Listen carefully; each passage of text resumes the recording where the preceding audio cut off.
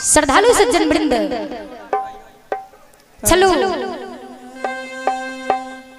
जे पंजियार बाबू सब बोल जे हीरा मोती अबला प्रसंग सुनने छ पंजियार बाबू जी ओई के कारण अपने सब के बीच संत वा कारू खिरहरी के प्रसंग सुनाबै छ।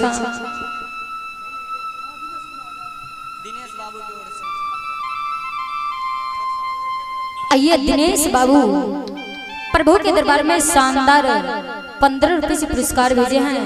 जय हो दानी सेवक की जय हो, समस्त परिवार की जय हो। जे कारू बाबा महपूर नंद नगरी में माय माया मती के गर्भ से नंद बाबा के जान से महपूरा नगरी में बाबूजी जन्म ले।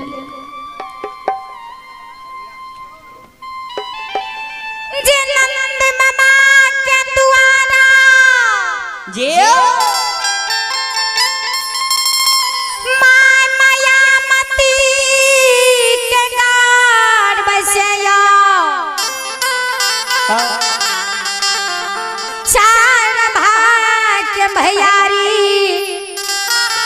नगर महपूरा में जन्म लेलकै।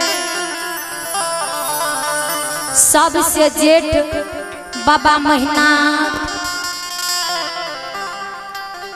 जे काशी विश्वविद्यालय में पढ़ के ज्योतिष पंडित आचार्य बन गए।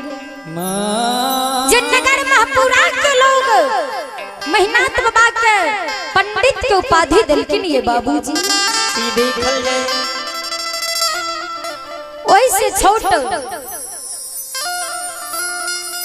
कारू ओइसे छोट बाबा साहबी जे नगर महपूरा में बिना शादी शुदा के मर गेल। ओइसे छोट बाबा लछन जे नंद बाबा के जांग में माया मती के गर्भ से जन्म लेल। बाबूजी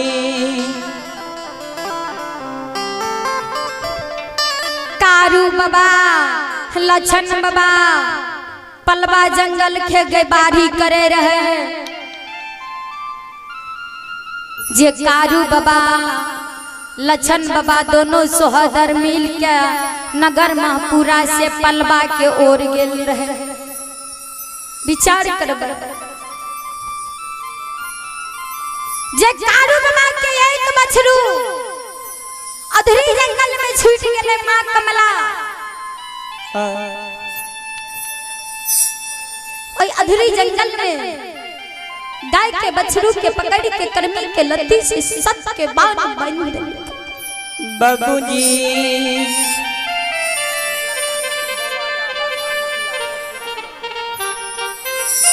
आइए पुरस्कार की ओर मेला कमेटी बउआ झा वर्तमान मुखिया जी प्रभु के दरबार में शानदार 101 रुपए के पुरस्कार भेजे हैं जी।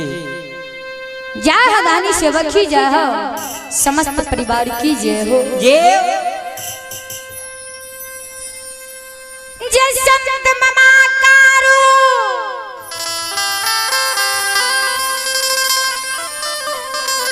एक गाय के बछड़ू के कारा ये अधरी जंगल पहुँच लिये। जे अधरी जंगल में गाय के बछड़ू के कर्मी के लत्ती से मां कमला सत के बान बांध दिलकै।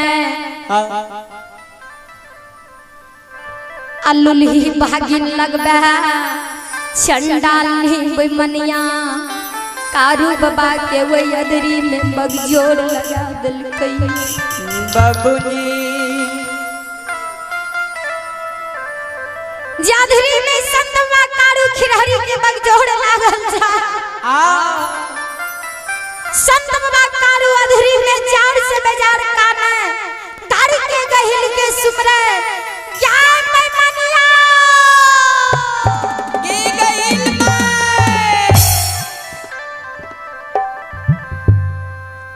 हे गे तोहार भक्ति नगर महपूरा में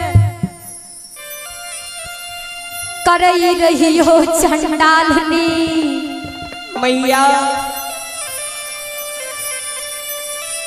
सब दिन तार भक्ति भजन के लिए, लेकिन ये हम नहीं जाने रही हमरा संग में एहन बड़का अनहोनी एहन घटना होता।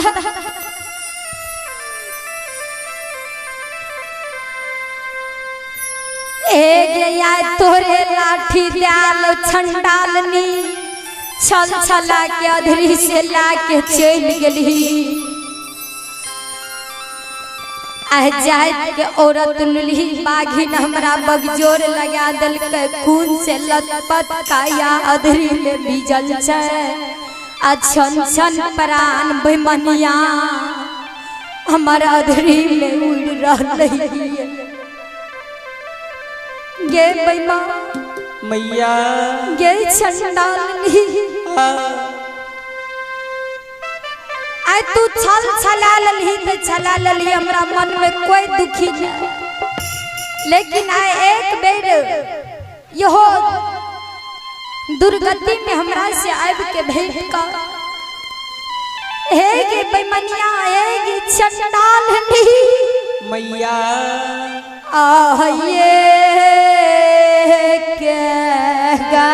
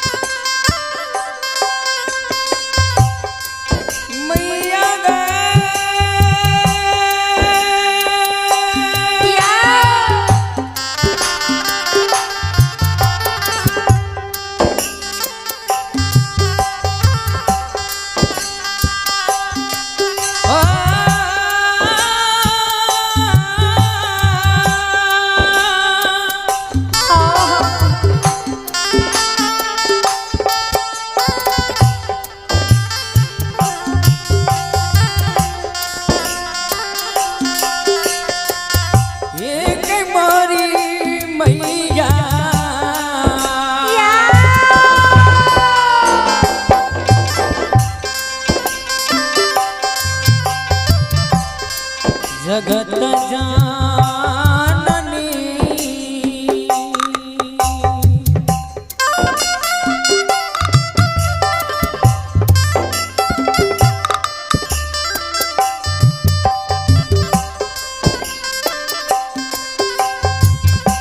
एका बेरंगा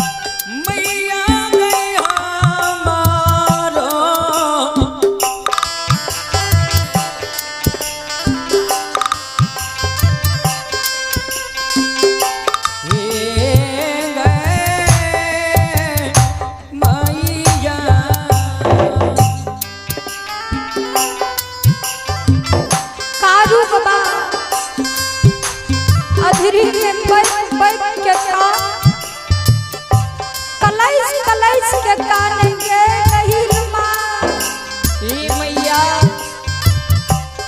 ए गंजे दुर्घटना हमरा संग में कैली हमरा मन में कोई दिक्कत नहीं होई छै लेकिन मरे के बेरी हो दुर्गति दुर्गंजन के बेरा धुरी में हमरा से मिल ले आइए इसका और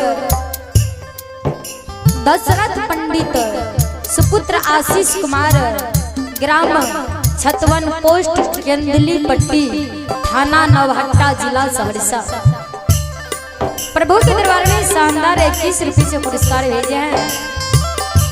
सपना कुमारी ग्राम सहरसा जिला सहरसा ठाकुर जी के दरबार में शानदार 51 रुपये से पुरस्कार भेजे हैं। जय हो दानी सेवक की जय हो समस्त परिवार की जय हो। श्रोता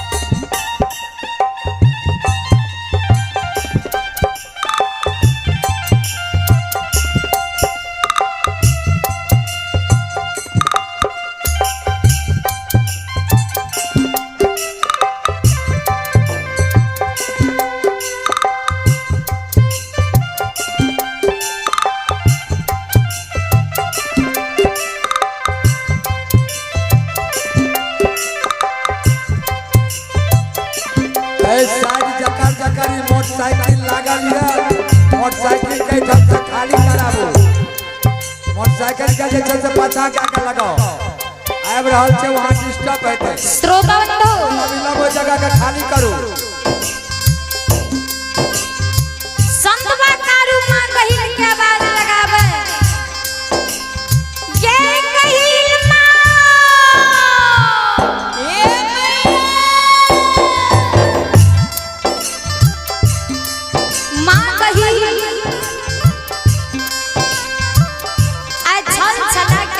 जंगल में संत बाकारू खिरहरी के आगम में सिर के लिबे ने ठाड़ भेल से कारू हो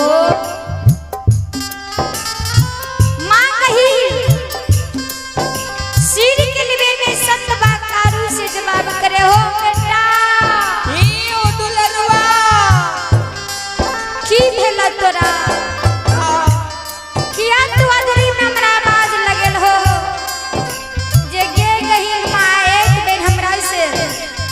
मिल ले अंत समय में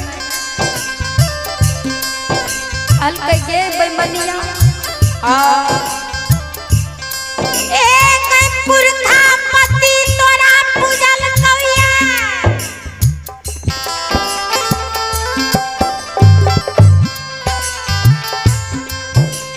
सब दिन एक लोटा जल एक मुड़ी फूल असीना लाख गाय के दुहल दूध तोरा पीड़ी पड़ दिल को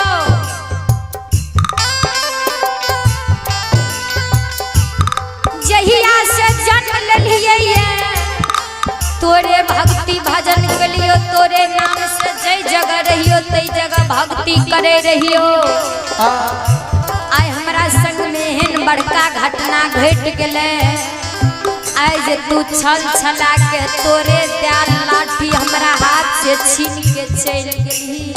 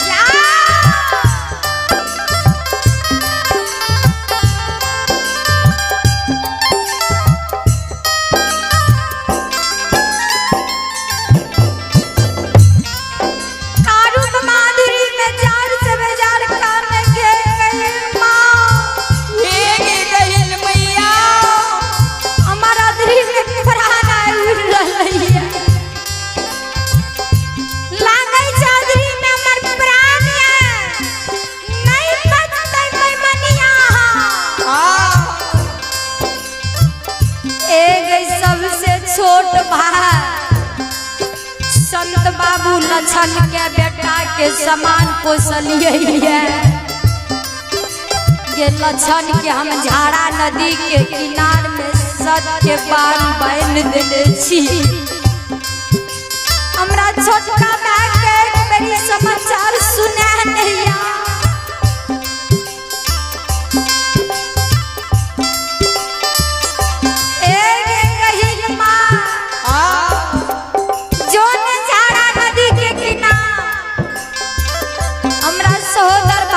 तू कहती है ये तोहर भाई कारू जे रहा कारू के अधरी में प्राण छूट रहला जा एक बड़ी झाड़ा नदी के किनारे से अधरी चल जा। हमर भाई जे सत के बाण में बांधल छे हमरा भाई के सत के बाण से खोल दिए। आ कहिए का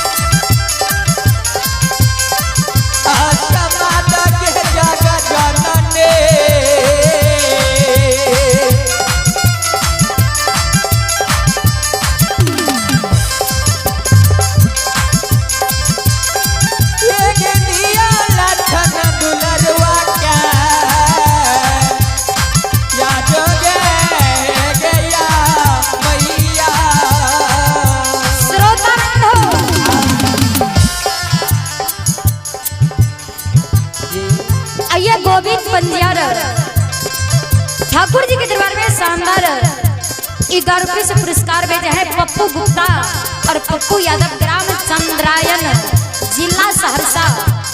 ठाकुर जी के दरबार में 101 रुपये के पुरस्कार भेजे हैं।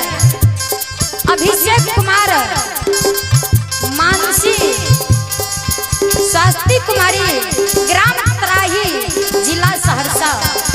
भगवान के दरबार में 21 रुपये से पुरस्कार भेजे हैं। कुंदन, अभिनंदन, आकृति। ठाकुर जी के दरबार में शानदार 21 रुपये से पुरस्कार भेजे हैं। ग्राम तराही, जिला सहरसा।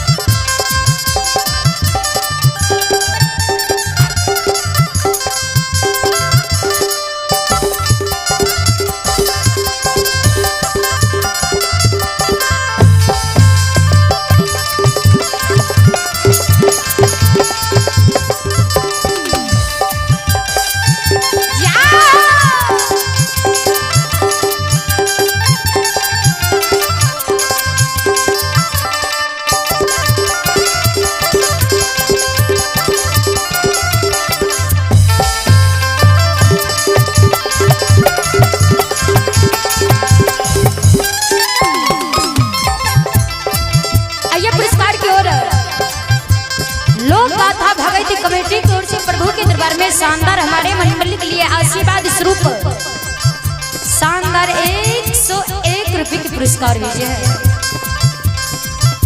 जय दानी सेवक की जय हो, समस्त परिवार की जय हो।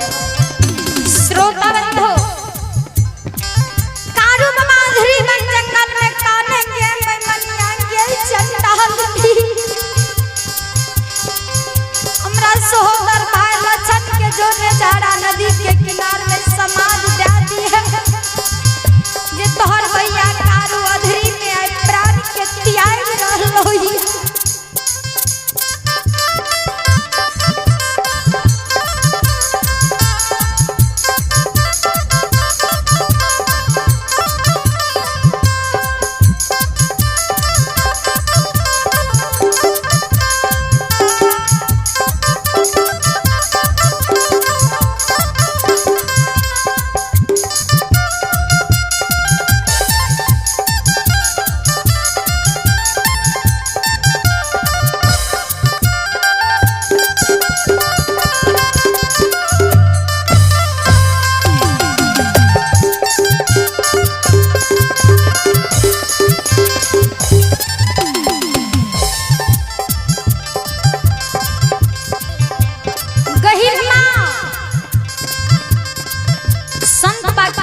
शब्द बानी सुन के आए अधूरी से बाबूजी झाड़ा नदी के किनारे पहुंच रहे।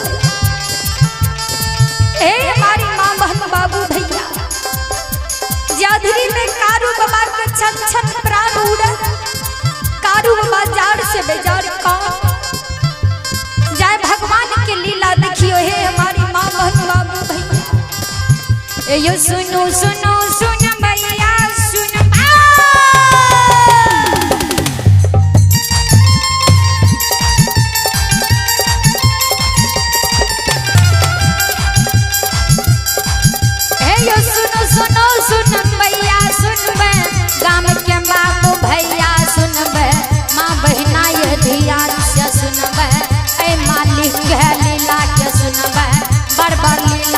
लीला रचल के दुनिया संसार में रचल के अपन लीला लगाइए दिल के अपन माया विषदार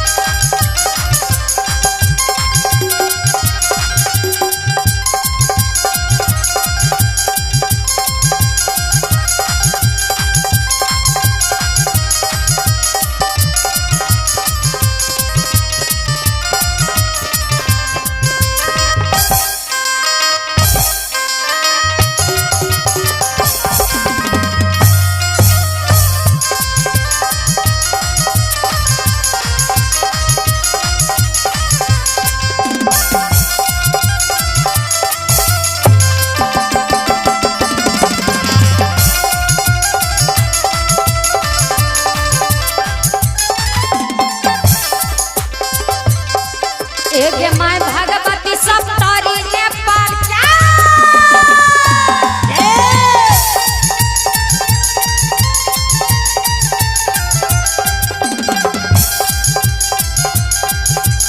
माय भगवती सब तारी ने पाल के मैं दुर्गा गए हरदी थान के मैं तत्यानी के रेलवे काट के माँ गंगा गए सिमरिया घाट के माँ बिसहरी तिवारी स्थान के माँ उग्रतारा के महसी नाम के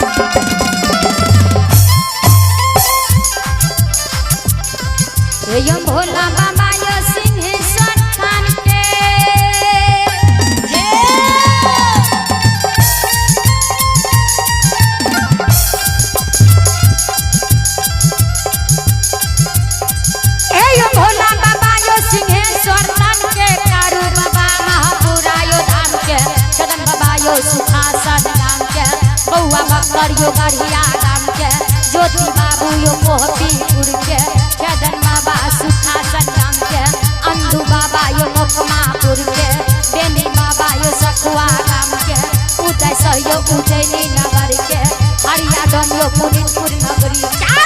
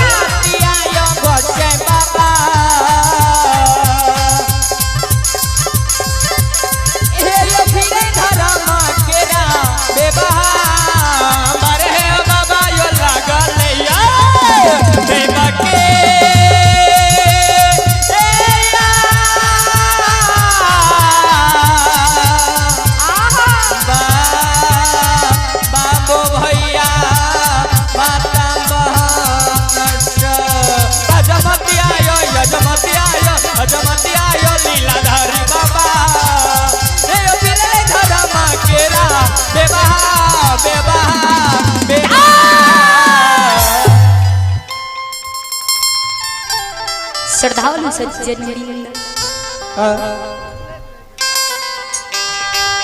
माँ गहील अधरी जंगल से झाड़ा नदी के किनारे पहुंच जी हो। आइए पुरस्कार की ओर युवा गणपति पूजा समिति चंद्रैन दिलखुश शाह प्रभु के दरबार में शानदार उदा दिल के साथ 51 रुपये से पुरस्कार भेजे हैं। धनेश्वर इलेक्ट्रॉनिक ग्राम चंद्रायन चौक जिला सहरसा प्रभु के दरबार में शानदार 51 रुपये से पुरस्कार भेजे हैं। जय हो दानी सेवक की जय हो, समस्त परिवार की जय हो।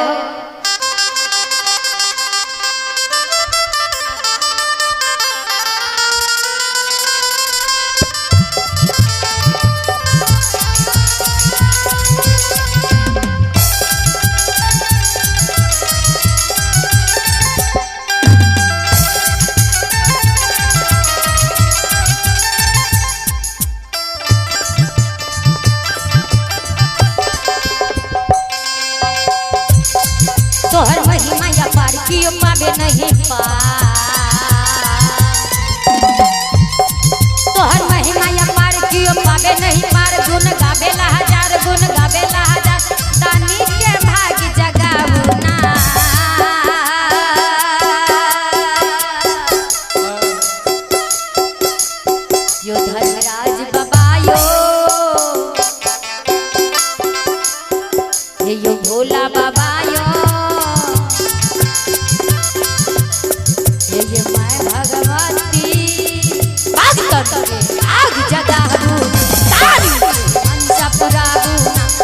तन के भाग जगावो ने रानी के मन सपुरावो ने आज तन के भाग जगावो ने रानी के मन सपुरावो ने सुखिया के मन सपुरावो ने। बोल बोलो श्री सच्चे दरबार की जय। श्रद्धालु सज्जन वृंद मां गहिल जे झाड़ा नदी के किनारे पहुंचल। मां गहिल मन में सोचा आहा जे सहोदरा भा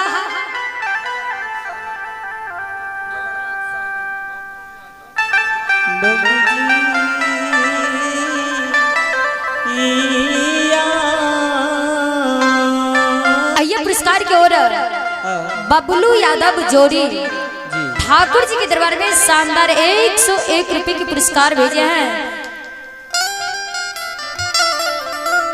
आइए पुरस्कार की ओर विष्णुदेव चौधरी पुत्री पार्वती कुमारी ग्राम त्राही जिला सहरसा 21 रुपए से पुरस्कार भेजे हैं। जगन्नाथ सहनी ठाकुर जी के दरबार में शानदार मोतीपुर दरभंगा प्रभु के दरबार में शानदार 21 रुपए से पुरस्कार भेजे हैं। जय हो दानी सेवक की जय हो, समस्त परिवार की जय हो। आइए पुरस्कार की ओर जय महाकाल अभिनंदन यादव एकाद नौहट्टा सहरसा प्रभु के दरबार में शानदार 11 रुपए से पुरस्कार भेजे हैं। जय हो दानी सेवक की जय हो, समस्त परिवार की जय हो। जय हो ये भोला बाबा भंडार के भेड़िया दे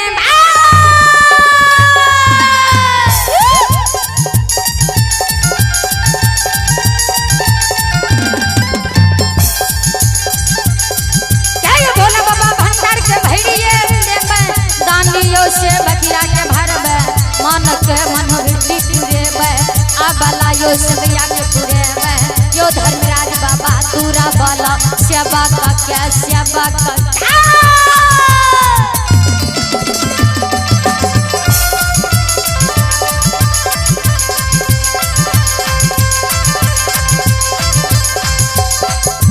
मनसा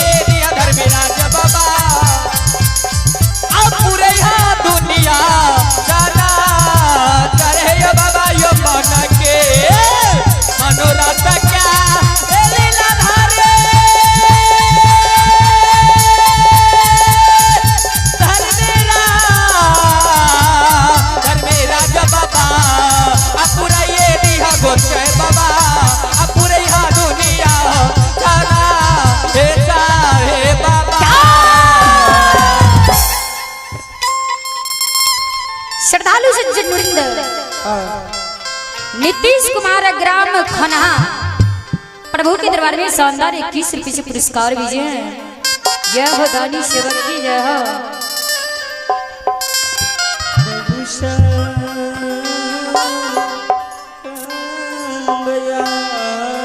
आइए प्रभु के दरबार में राजा कुमार मम्मी जी की ओर से प्रभु के दरबार में शानदार 21 रुपए से पुरस्कार भेजे हैं। राजा मम्मी जी के चरण कमलों में कोटि कोटि नमन है। जय हो दानी सेवक की जय हो, समस्त परिवार की जय हो। जय गोविंद पंजियार बेसेर प्रभु के दरबार में शानदार 11 रुपये से पुरस्कार भेजे हैं। जय हो दानी से बखी जय हो समस्त परिवार की जय हो। कौशल यादव जोरी प्रभु के दरबार में शानदार अंतर्यामी मालिक जगत जननी आदि शक्ति भगवती के दरबार में 101 रुपये के पुरस्कार भेजे हैं। मुकेश यादव जोड़ी प्रभु के दरबार में शानदार हमारे मंडल के लिए आशीर्वाद स्वरूप भेजे हैं 101 रुपये के पुरस्कार। जय हो दानी सेवक की जय हो समस्त परिवार की जय हो। जय हो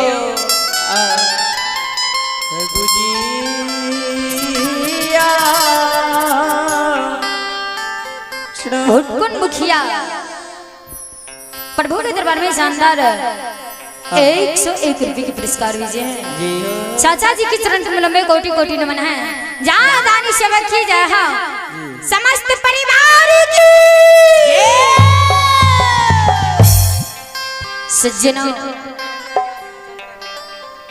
महेंद्र यादव ग्राम चंद्रायना जिला सहरसा प्रभु के दरबार में शानदार 51 रुपये से पुरस्कार भेजे हैं। जय हो दानी सेवक की जय हो उनके समस्त परिवार की जय हो। जय माँ गहिल जे झाड़ा नदी के किनारे में ये लछन बाबा के जे सत के बान में संत बा कारू बाइन के अधरी जंगल गेल बाबूजी गहिल माँ जब झाड़ा नदी के किनार गले लछन बाबा गहिल माँ के ओर देखे गहिल माँ लछन के ओर देखे।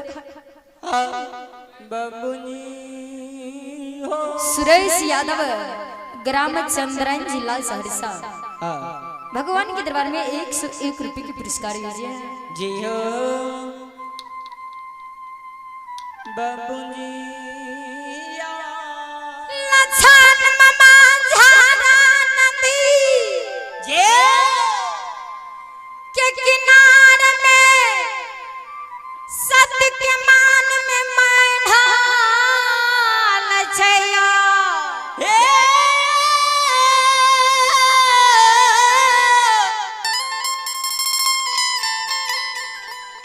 चंद्रायन गाम के बाबू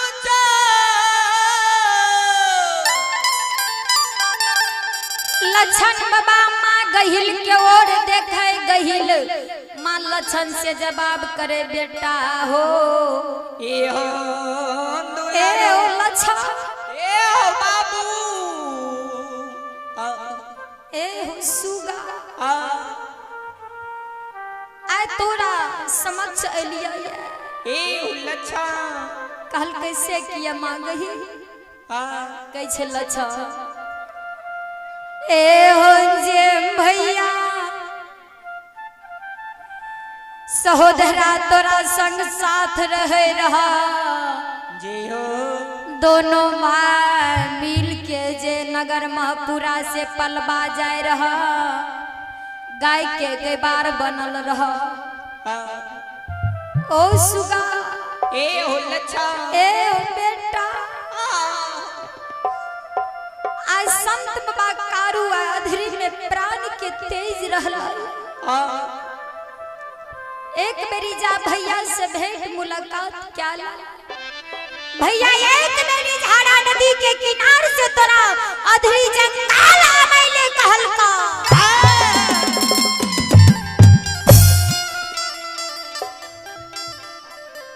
माँ कही सत के बान खोल दिलका जी लछन बाबा कहल कैसे कि अपना कारण की चीज भैया हमरा से एक बेर भेंट करता छन छन कहै छै प्राण उड़ै छै एकर अर्थ की छियै